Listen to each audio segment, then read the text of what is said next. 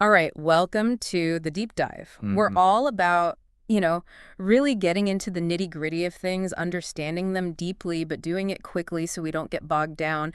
And, you all share James Clear's Atomic Habits with us, and we think we get it. You want to figure out how to actually make those small daily actions add up. Like how do they lead to those big, impressive results, right? Like how do you build those good habits, the ones that actually stick? And how do you finally kick those bad ones to the curb, but in a way that actually works for you?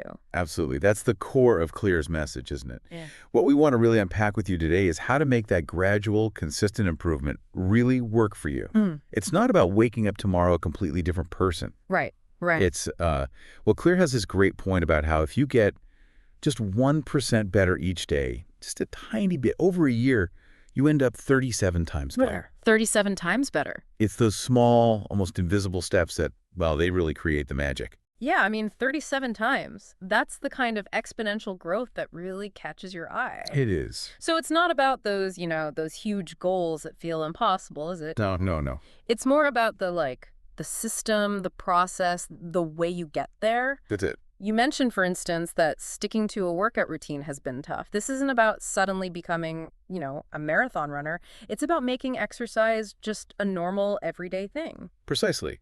Those goals give you direction, sure, but it's the systems, the habits you build day after day that actually determine if you get there. Okay.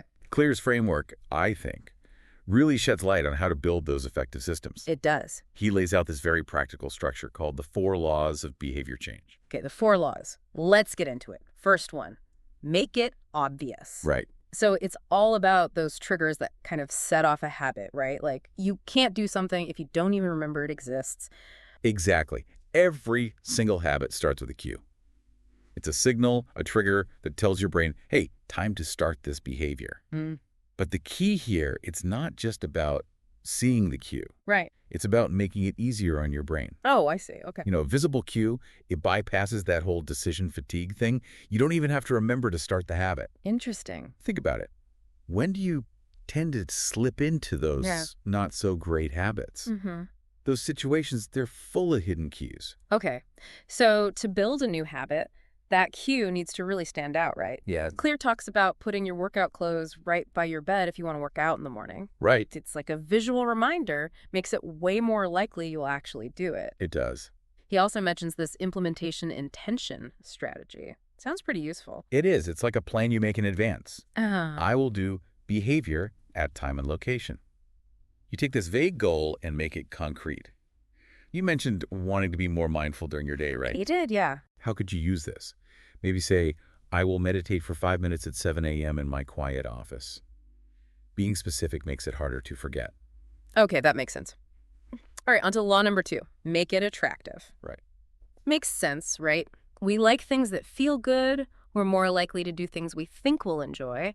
How do we make good habits more appealing? Well, our brains, they're programmed to chase pleasure and avoid pain. To get a new habit to really stick, you have to connect it with good feelings. That's where temptation bundling comes in. Okay.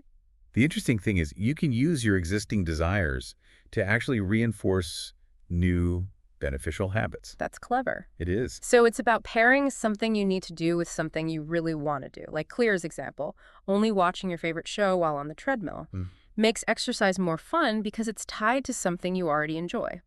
Now, you mentioned wanting to learn a new language, right? Yeah. Could you link a specific reward to practicing? Maybe only browse a certain website or have a special treat after studying. That's the idea. You're creating a little incentive right there in the moment to make the habit more attractive. I like it. Okay, on to the 3rd law. Make it easy. Uh-huh. This one really resonates with me because, let's be honest, we tend to choose the easiest path. We do. The easier a habit is, the more likely we'll stick with it, right? Especially when we're not feeling super motivated. Absolutely. We often get stuck trying to do too much at once. We do. Huge changes, right? Yeah. And it just feels overwhelming. It does. It's unsustainable. Exactly. So Clear emphasizes starting small, really small. Ridiculously small. I like that. And this is where the 2-minute rule comes in. Can you remind us how that works? Sure. The 2-minute rule, basically, you shrink any new habit down to something that takes less than 2 minutes to do. Oh, okay. So if you want to write a book, The 2-minute version is just opening your writing software. If you want to floss every day, start by flossing just one tooth. The point isn't to do the whole habit in 2 minutes. It's to make starting so easy that there's almost no resistance. Then, once you're doing the 2-minute version consistently, you gradually do a little more.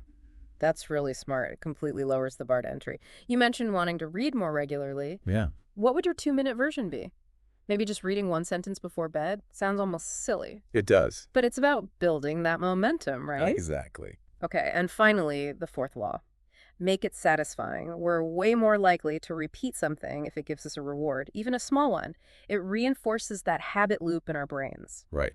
And this is where Clear's don't break the chain idea comes in, right? He Right. talks about Jerry Seinfeld marking an X on a calendar each day. He wrote, that visual progress, it becomes its own reward. You don't want to mess up that streak. It's amazing how powerful that visual tracking is, that chain of X's. It shows you how far you've come and motivates you to keep going. Yeah. You were talking about starting a mindfulness practice. Yeah. How could you visually track your progress? Maybe a simple check mark in a journal Hmm. or, use a habit tracking app. So many options. Okay, so we've covered the 4 laws for building good habits. But what about the bad ones, those pesky habits that keep getting in our way? Clear has this really interesting approach. Flip those 4 laws to make those bad habits less likely. Yeah, yeah. If making a good habit obvious helps us start it, then to break a bad one, we need to make it invisible.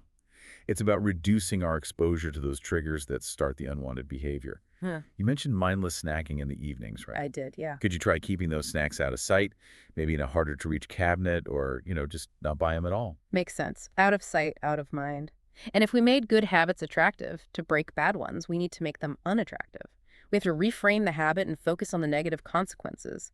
Exactly. Instead of thinking, oh, checking social media, that's a quick way to unwind, you actively change your thinking to, every time I mindlessly scroll, I'm wasting time and feeling more anxious afterwards.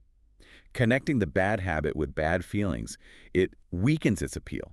And if we made good habits easy, then to break bad ones, we got to make them difficult.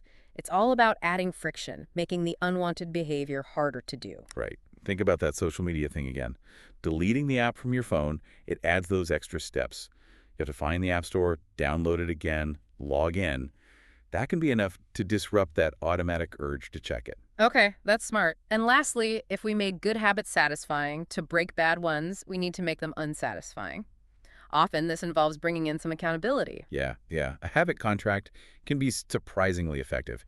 You make an agreement with a friend or family member where there's a small consequence if you slip up and do the bad habit. Having that potential downside, it makes the behavior less tempting.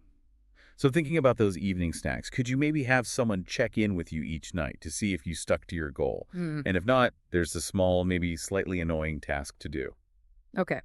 Now, Clear doesn't stop at just those 4 laws. He dives into this really powerful idea of identity-based habits.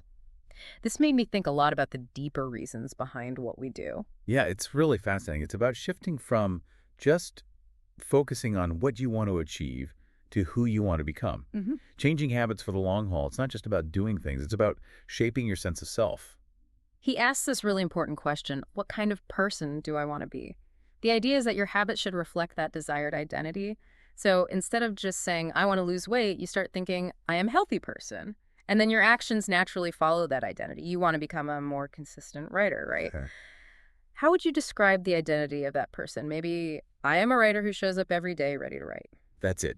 When your habits become part of who you are, they become much more ingrained and sustainable because they're not just chores. Right. They're expressions of who you believe yourself to be. And Clear emphasizes how important our environment is in shaping our habits. Oh, absolutely. It's not all about willpower, is it? No, not at all. Our surroundings are constantly giving us cues that influence our behavior, often without us even realizing it. It's true. If you keep healthy snacks on your desk, you're more likely to choose them. Right. But if unhealthy stuff is easy to grab, that's what you'll reach for. Exactly. So it's about designing our environment to support the habits we want. It is. Make the good choices the easy choices.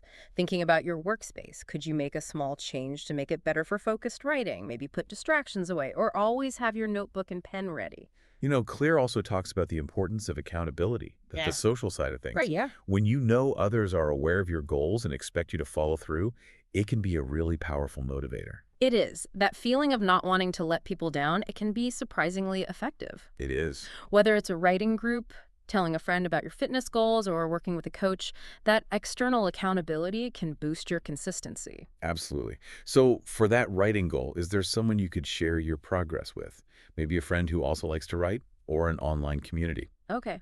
Now, once you start practicing these habits, tracking your progress is crucial. Oh, it is. It gives you that feedback, that visual reminder, and reinforces the behaviors you're building. It does. Clear really likes Jerry Seinfeld's don't break the chain method. Simple but effective. You just mark an X on a calendar each day, you stick to your habit, and it creates this visual chain you don't want to break. Yeah, yeah. It's an easy way to see how much you're doing and build that momentum. We encourage you to start tracking one habit for the next few weeks. See how it goes. And, it's important to remember, building lasting habits takes time. It does. Be patient. There will be setbacks. Progress isn't always a straight line. It's not. Clear uses this great analogy about bamboo. It spends years underground, building a strong root system, and then suddenly it shoots up.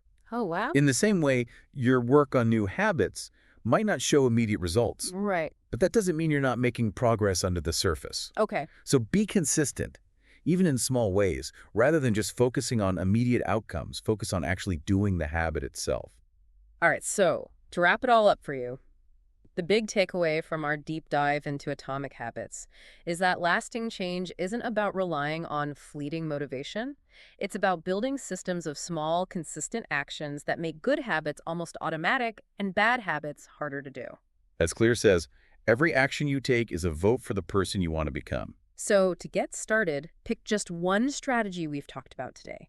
Maybe set up a specific cue for your writing, use the 2-minute rule to start mindfulness, or find a small reward to pair with your language learning.